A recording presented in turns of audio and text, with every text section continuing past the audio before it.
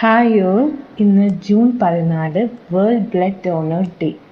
So ഈ വർഷത്തെ blood donor ഡേയുടെ തീം എന്തെന്ന് വെച്ചാൽ 20 years of celebrating giving thank you blood donors എന്നതാണ്. ഇപ്പം ഈ വർഷം 20th ആനിവേഴ്സറിയാണ് ബ്ലഡ് ഡോണർ എന്നുള്ള ആ ഒരെണ്ണത്തിൻ്റെ നമ്മൾ ആഘോഷിക്കുന്നത്. സോ എന്തുകൊണ്ട് why this blood donor day ഇത്രയധികം ഇമ്പോർട്ടൻസ് എടുക്കുന്നു, ഇതൊരു സ്പെഷ്യൽ ഡേ ആയിട്ട് എന്തിന് ആചരിക്കപ്പെടുന്നു? വളരെ റിലവൻ്റ് ആയിട്ടുള്ളൊരു day ആണിന്ന്.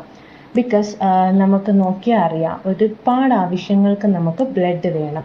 In case of accidents അല്ലെങ്കിൽ ബ്ലഡ് ട്രാൻസ്ഫ്യൂഷൻസ്, പിന്നെ അങ്ങനെ ക്യാൻസർ പേഷ്യൻസിന്, അങ്ങനെ പല സർജറീസിന് എല്ലാത്തിനും ബ്ലഡ് വളരെ അത്യാവശ്യമാണ്. നമുക്കറിയാം ദിനംതോറും എത്ര വാട്സപ്പിൽ ഫോർവേഡായിട്ടും സോഷ്യൽ മീഡിയകളിലും എത്ര ബ്ലഡിൻ്റെ രക്തം ആവശ്യമുണ്ടെന്നുള്ള ഇതിൽ ഹെഡിങ്ങിൽ എത്ര ആഡ്സാണ് വരുന്നത് നമുക്ക് ഓരോരുത്തർക്കും അറിയാം.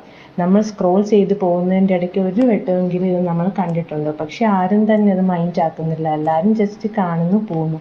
പക്ഷെ ഇതിൻ്റെ പിറകിൽ വലിയൊരു ജീവൻ കിടപ്പുണ്ട്. ഒരു രക്തം കിട്ടുന്നതിലൂടെ ഒരാളുടെ ജീവനാണ് നമുക്ക് രക്ഷിക്കാൻ പറ്റുന്നത്. സോ വളരെ ഇമ്പോർട്ടൻ്റ് ആയിട്ടുള്ളൊരു കാര്യം എന്ന് വെച്ചാൽ ഇത് സേഫ് ബ്ലഡ് ഡൊണേഷൻ പ്രാക്ടീസസ് നമ്മൾ ഫോളോ ചെയ്യാൻ ശ്രമിക്കണം. പിന്നെ യൂത്തിൻ്റെ പാർട്ടിസിപ്പേഷൻ വളരെയധികം കൂട്ടണം നമ്മൾ. പിന്നെ അവെയർനെസ്, നല്ല രീതിയിൽ അവെയർനെസ് എല്ലാവരിലും പൊതുജനങ്ങളിലും എത്തിക്കാൻ പറ്റണം. അതിന് യൂത്തിന് നല്ലൊരു റോളുണ്ട് അതിൽ.